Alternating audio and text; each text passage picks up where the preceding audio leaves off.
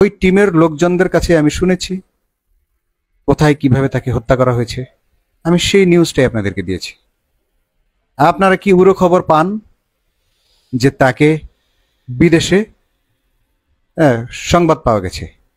আচ্ছা ভাই, বিদেশে কি মানুষ মোবাইল ব্যবহার করে না? আসসালামু আলাইকুম ভাই ব্রাদার, কি খবর সবার? দর্শক, বিএনপি নেতা ইলিয়াস আলী তিনি কি আসলে বেঁচে আছে না মরে গেছে, এটি নিয়ে সারা দেশে তোলবার তৈরি হয়েছে, একটা কনফিউজ তৈরি হয়েছে। এখন আমরা যখন তার বেঁচে থাকা নিয়ে ভিডিও বানাই, আপনারা গালাগালি করেন যে ভাই আপনার এই কথা কে বলছে সে বেঁচে আছে। আবার যখন তার মৃত্যু নিয়ে ভিডিও বানায়, আবার অনেকে আসে, মানে এক একজনের এক এক রকম মন্তব্য। তো আজকে আমি প্রথম যে তার মৃত্যুর খবরটি নিশ্চিত করেছিল, আজকে আমি তার একটি ভিডিও নিয়ে আসছি সেই পুলিশ অফিসারের। তো আমরা সেই ভিডিওটি দেখাও, তার কিছু কথা আমি বলিনি ভাই, আপনারা একটু ধৈর্য ধরেন ভাই, বাজে কমেন্ট করা একটু বন্ধ করেন ভাই। অতি দ্রুত আমরা জানতে পারবো যে আসলে ইলিয়াস আলীর সাথে কি হয়েছে এবং তিনি বেঁচে আছেন না মারা গেছেন। তবে এই যে এই লোক যে বলতেছেন, আপনার স্ক্রিনে দেখতে পাচ্ছেন ওনার ছবি, উনি বলতেছেন যে ইলিয়াস আলীকে মেরে ফেলা হয়েছে।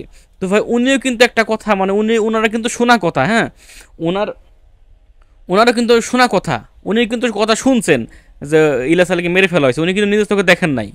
তো এখন আমাদের যারা বলতেছেন ইলিয়াস আলী বেঁচে আছে, তারাও কিন্তু ওই শোনা কথা। তো এখন ভাই কোনোটাই বিশ্বাস করা যাবে না। এখন আমরা ভাই আমাদের গালাগালি করেন আপনারা, আমরা যে সময় যেটা পাই সেটা আপনার সামনে শেয়ার করি, এই হলো কথা। যাই দর্শক, চলুন আমরা এই পুলিশ নতুন করে আবার কি তথ্য দিলেন ইলিয়াস আলী নিয়ে, আমরা সেই ভিডিওটাকে দেখে আসি, পরে কথা বলবো। আসসালামু আলাইকুম রহমতুল্লাহ। আমি গতকাল থেকে খুবই চরম একটা বিরক্তিকর এবং বিব্রতকর অবস্থার মধ্যে আছি। আপনাদের কিছু লোক সিলেটের ইলিয়াস আলী সাহেবকে নিয়ে যেসব অপপ্রচার চালাচ্ছেন, গুজব ছড়াচ্ছেন যে তিনি বেঁচে আছেন, তিনি বিদেশে চিকিৎসাধীন আছেন, এগুলো কেন করছেন আপনারা? মিলিয়ন মিলিয়ন ভিউয়ের জন্য? আমি আপনাদেরকে একটা তথ্য দিয়েছি, আমার এই প্রোফাইলে, আমার এটা মনিটাইজ করা প্রোফাইল না, এটা আমার ব্যক্তিগত প্রোফাইল, এবং এখান থেকে আমার কোনো টাকা ইনকামও হয় না। আমি ভিডিওটা দিলাম যে এখন আমাদের মুখের শৃঙ্খল সরে গেছে, সেই জন্য আমি আপনাদেরকে একটা তথ্য জানালাম। আপনারা সালাউদ্দিন সাহেবের পরিবারকে জিজ্ঞেস করুন তো আমি ওনাদের ব্যাপারে যা বলেছি তা সত্য কিনা। আমি আপনাদের কাছে ভুল তথ্য দেওয়ার আমার কোনো প্রয়োজন আছে? ওনাকে তো 2012 সালেই ওনাকে গুম করার 2 মাসের মাথায় ওনাকে হত্যা করা হয়েছে। আমি র্যাবে জয়েন করেছি 2014 সালে। এখন বলতে পারেন যে 12 সালের ঘটনা আমি 14 সালে কিভাবে জানলাম? একটা অফিসে, একই অফিসে আমি চাকরি করেছি।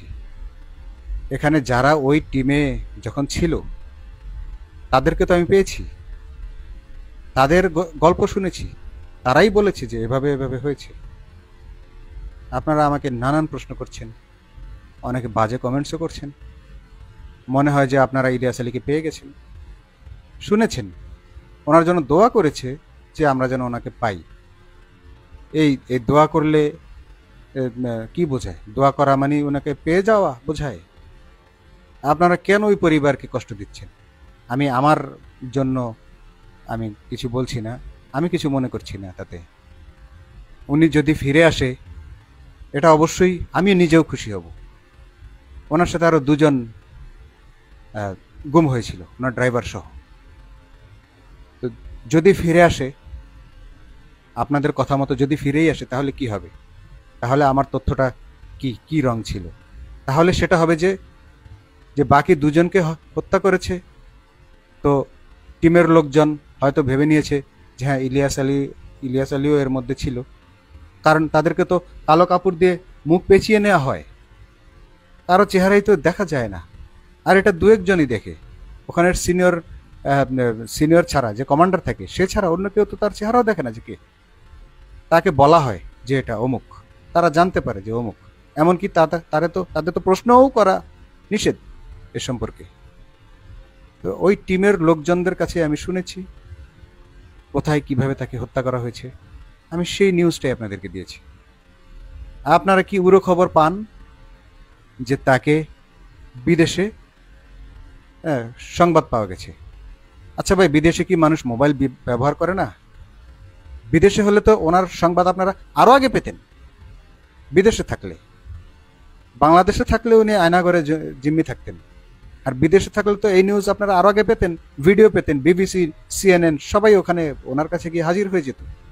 বাংলাদেশের টিভি চ্যানেলগুলো ওনার কাছে চলে যেত। উনি অসুস্থ, অসুস্থ লোকের কি ভিডিও করা যায় না, ছবি তোলা যায় না? আপনারা পুরাতন ছবি, পুরাতন ভিডিও দিয়ে আপনারা গুজব ছড়াচ্ছেন। একটা পরিবারকে আপনারা কতটা মানসিক কষ্ট দিচ্ছেন। ওনার পরিবার কি এটাতে কষ্ট পাবে না? ওনারা একজন নিখোঁজ হওয়ার সংবাদ কয়বার পাবেন? ওনারা নিখোঁজের খবর, মৃত্যুর খবর কয়বার পাবে? আপনারা আবার ওনাকে আশা দিবেন যে বেঁচে আছে, আবার উনি মর্মাহত হবেন শুনে যে মরে গেছে। কেন এগুলো কেন করছেন আপনারা? এগুলো এগুলো এগুলো কি ধরনের business? What kind of policy is this? এগুলো এগুলো কেন কেন করবেন এগুলো? ইমানি দায়িত্ব থেকে কাজ করতে পারেন না আপনারা? আর আপনাদের কি একটু সাধারণ জ্ঞান নেই, কমন সেন্স? যে একটা মানুষ যদি থাকে তাহলে সেই তো ফিরে আসবে, তার ছবি আসবে, তার ভিডিও আসবে। যে আপনাদেরকে হাসপাতালে আছে তথ্যটা দেয়, সে মোবাইল ব্যবহার করে না? ওই দেশে ইন্টারনেট নেই, সে একটা ভিডিও কল দিত না ফ্যামিলির কাছে? আপনারা কি সব আমাকে সারাদিন মেসেজ দিয়ে যাচ্ছেন যে আপনি মিথ্যে বলেছেন, আপনি ভুল তথ্য দিয়েছেন। এ কথা আপনি আমাকে তখনই বলতে পারতেন যখন ইলিয়াস আলীকে আপনি সশরীরে দেখতে পেতেন বা আমরা টিভিতে দেখতে পেতাম। এখনো কি আপনি দেখেছেন? কোনো টিভি চ্যানেল, মিডিয়া দেখিয়েছে? কোনো টিভি চ্যানেল বলেছে যে ইলিয়াস আলীকে পাওয়া গেছে? তাহলে আপনারা এগুলো কেন? ওই ওই ফ্যামিলির কথা ভেবে আমার কষ্ট হচ্ছে যে তাদেরকে আপনারা আপনারা কি কষ্টটাই দিচ্ছেন। তারা তো এটাতে কষ্টের শিকার হচ্ছে। একটা মানুষ কত বছর ধরে গুম হয়ে আছে। আর 2012 সালে কোনো আনাঘর আর বন্দি করার সিস্টেম ছিল না। তখন যাকে আনা হতো তাকে ক্রস ফায়ারই দেওয়া হতো, তাকে হত্যা করা হতো। পরে ইলিয়াস আলীকে যখন গুম করা হয় এবং হত্যা করা হয়, তখন যে ব্যাপক সমালোচনার মুখে পড়ে, ব্যাপক আন্দোলনের মুখে পড়ে, এরপরে তারা কি করলো? পরিকল্পনা করলো যে জিয়াউল হাসান, যে আজকে ধরা পড়েছে, জেলে আছে, সে তখন প্রধানমন্ত্রীর নির্দেশে, হাসিনার নির্দেশে তখন নতুন একটা প্ল্যান বের করলো যে হ্যাঁ, লোকজনকে আমরা ধরে এনে প্রথমে রেখে দেব, যদি দেখি যে দেশব্যাপী আন্দোলন হচ্ছে, হজম করা যাচ্ছে না, তাহলে ছেড়ে দেব, আর যদি দেখি যে হজম হয়ে গেছে তাহলে তাকে মেরে দেব। বলে দিলাম, সবকিছুই বলে দিলাম। এবং এই আয়নাঘর বলেন, এই বন্দি সেলগুলো বলেন, এগুলো সব ইলিয়াস আলীর গুমের পর যত আন্দোলন হয়েছে দেশব্যাপী, জোরালো আন্দোলন, এর ফলেই এরা এই সিদ্ধান্তটা নিয়েছে যে আসলে রেখে দিতে হবে। পরে অবস্থা বুঝেই তাকে হয় ছেড়ে দিব, নয় মেরে দিব। আপনারা দেখেননি আবু তোহা, আদনান, আরও অনেককেই ফিরে এসেছে। কেন ফিরে এসেছে? যখন দেশব্যাপী সবার মুখে মুখে চলে গেছে, সবাই আন্দোলন করেছে, তখন তাকে ছেড়ে দিতে বাধ্য হয়েছে। আরেকটা কথা বলি আপনাদেরকে, আওয়ামী লীগের লোক, গাজীপুরের তানজিম আহমেদ সোহেল তাজউদ্দিন পরিবারের, ওনার আপন ভাগিনা গুম হয়েছিল, জানেন আপনারা? ওনার আপন ভাগিনা তাকে মেরেই ফেলতো, পরে তাকেও আরেক জায়গায় নিয়ে ছেড়ে দিয়েছে। তারা কখনো ক্যামেরার সামনে এসে বলেছে যে আমাকে অমুকে ধরে নিয়ে গিয়েছিল? কখনো দেখেছেন? দেখেননি। তো আমি যতটুকু সত্য জানি আমি ততটুকুই বলেছি আপনাদের কাছে।